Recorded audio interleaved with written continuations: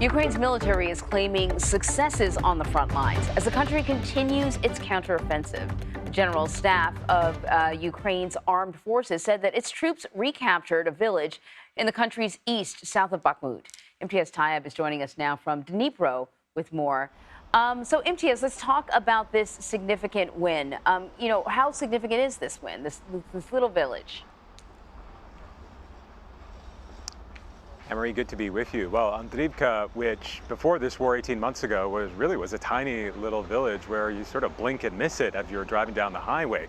But for Ukraine to be able to retake this village, which is only about 8 miles away from Bakhmut, which of course they lost to after those intense months of fighting against Russian-backed mercenaries, is significant. And the reason for that is we've been focusing so much on the south of the country where I am, in the Zaporizhia region, where Ukraine has started to make some advances, pushing their way through Russian defenses, and yet here we are now in the east of the country where they're finally making some gains. And so really what it tells us is that despite this counteroffensive, which is now in its 4th month, really moving very slowly, we're starting to see gains not only in the south, but in the east, and that's very significant.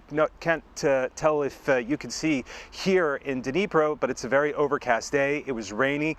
That's a bad signal for the Ukrainian forces, because the reality is that once the heavy rains kick in, the front lines will turn essentially into a mud pit, and that really grinds the fighting to a halt. Anne-Marie. I'm not surprised that we're hearing about this win now. I suspect we'll be hearing about quite a few wins in the next few days, because President Zelensky is going to meet President Biden at the White House. And he is going to have to argue that there are successes, that Ukraine can win this war, that there isn't a stalemate if they just get the resources they need.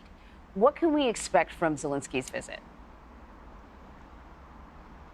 100%, Emery. He's going to say exactly that. We can win. I know things have not gone well with this counteroffensive. I know the U.S. keeps providing us with billions and billions of dollars. In fact, he's meeting with President Biden at the White House, who, as you know, has been pushing Congress to push through a $24 billion aid package for Ukraine, which, of course, is going to help its fight even more. But Volodymyr Zelensky is a very savvy politician who is very aware of the political reality on the ground in Washington right now. What is that reality? Well, there are certainly some very loud voices within the Republican primary who are saying if they're elected or chosen to be, the Republican nominee and indeed elected president, that they will pull funding from Ukraine. And that, for Ukrainians, certainly for Mr. Zelensky, would be disastrous. And that's why he, too, is going to be meeting with senior members of Congress the very same week that he will go to the UN General Assembly in New York, where he will also be meeting with leaders from other countries, not just Western powers, but countries like in the Middle East, like the UAE, Saudi Arabia, and other countries, as he tries to build up support, because he really just doesn't know what's going to happen if that support is pulled from the U.S., if this administration changes. Anne-Marie. Before we let you go, I just want to ask you about something else. Russia announced yesterday that it's expelling 2 U.S. diplomats, and they're kind of high-ranking diplomats. What do we know about that? Yeah, the State Department saying that it will respond appropriately to this, but these 2 very high-ranking U.S. diplomats have been told that they need to leave within the week. Now, I could give you some details about them. The Kremlin is claiming that the first secretary of the U.S. Embassy, Jeff Zelin, and the second secretary of the embassy, David Bernstein, were involved in actions that have been described as, quote, incompatible with their diplomatic status. Russian officials claim that these U.S. diplomats were involved in, again, their words, Emery, illegal activity in their engagements with someone by the name of Robert Shonov, who's a Russian national who had previously worked at a U.S. consulate.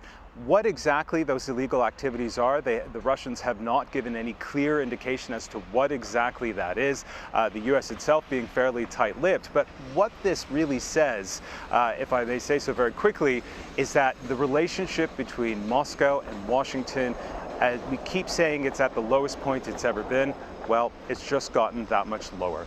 Anne-Marie. Right. Imtiaz, thank you.